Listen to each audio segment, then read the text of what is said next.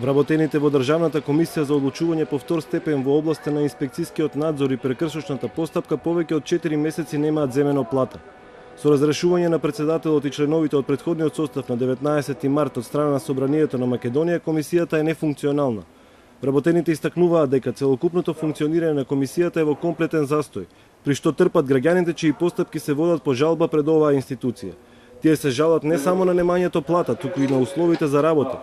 Запечатени фотокопири, натрупани предмети, руинирани клима уреди се само дел од секојдневието со кој се соочуваат вработените во оваа државна институција.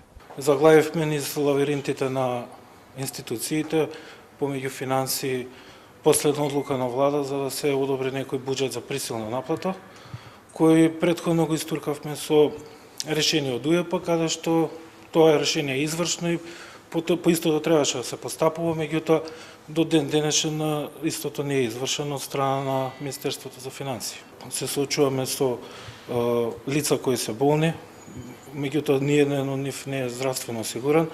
Имаме две породилки кои во наредните 2 месеци се очекува да се породат, меѓутоа немаат здравствено осигурување, па трошоците по однос на услугите за здравствено осигурување ќе треба самите си ги сносат. Ќе се соочиме со исклучување на струјата.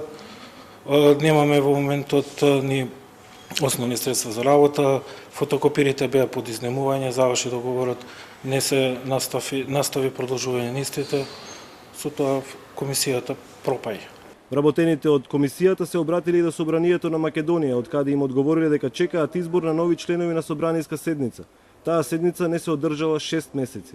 Телма се обрати за став на Собранието за овој проблем, но оттаму не опатија за неколку дена по комплетирање на Собранието.